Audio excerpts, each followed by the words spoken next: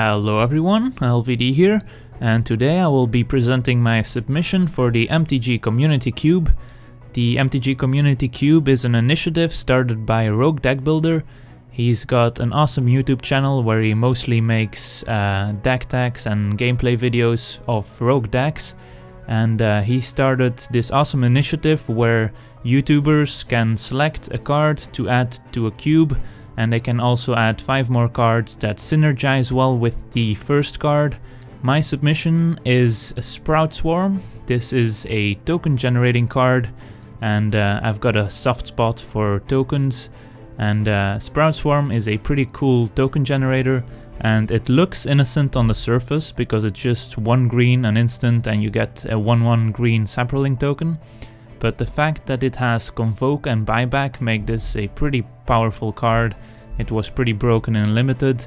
So how Convoke works is when you're about to cast a spell, you can tap any number of creatures and you can add 1 to your mana pool or the color of the creature you're tapping to your mana pool to help cast the card.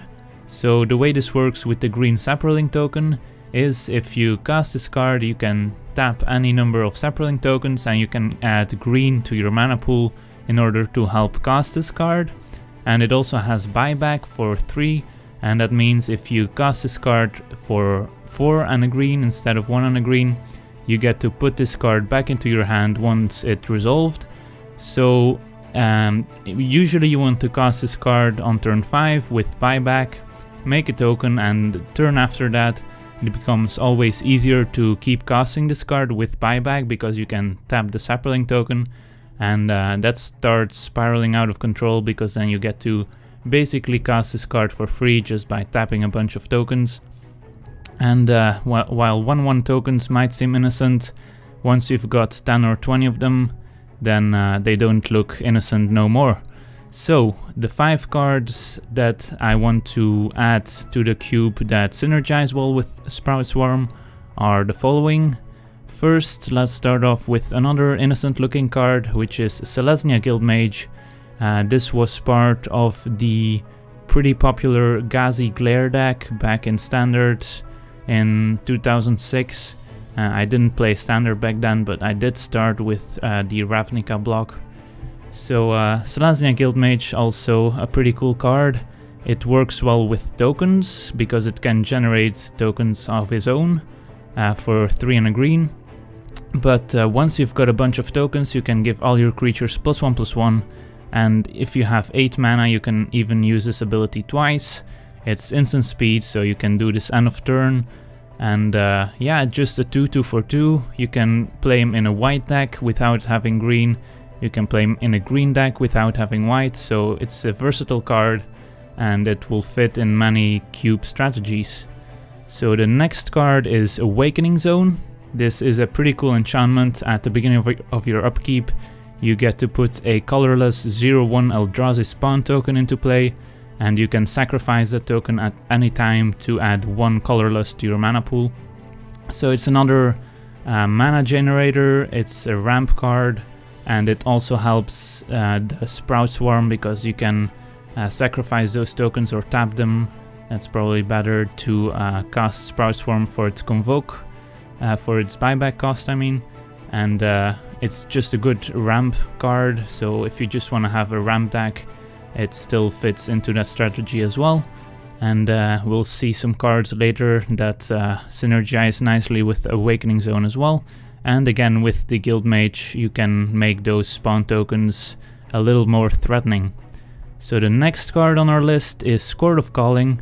This is a card well known in Modern, but it's still a fine card in Cube, as you can. It's also a Convoke card, so you can again tap any number of creatures to help cast the card. And you may search a creature with converted mana cost X or less from your library and put it into play. So not just in your hand, but into play. And yeah, this works well with tokens of course, because you can tap them to find a bigger creature. And this is also an instant, so that's another upside.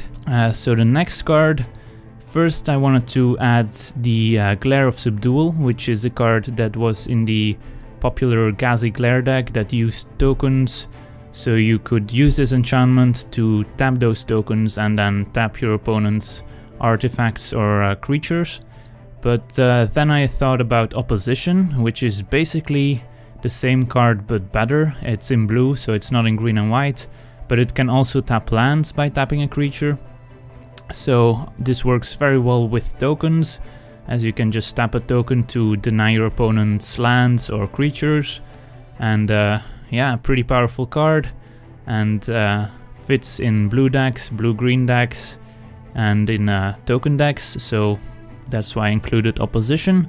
And then the final card might be a little controversial, because it's not beloved by everyone, but I wanted to add Skullclamp, which is a very powerful card combined with tokens, because you can just equip this to a token.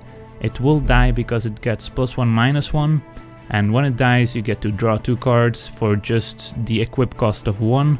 So this becomes very powerful once you have a bunch of tokens out. If you have an Awakening Zone, you can just pay 1 every turn to draw 2 cards, and in a pinch you can even equip this to a normal creature and get +1/-1. So yeah, a very powerful card, and it's a card that got banned at some point, I think in Modern, and maybe even in Legacy if I'm not mistaken. So it's a very powerful card for a good reason, and combined with these tokens it will make for a pretty cool card in Cube. So this is my submission. I hope you liked it, and make sure to check out all the links in the description to find out what other people included in the cube. But for now, I want to thank you for watching. I hope you enjoyed, and as always, have a nice day.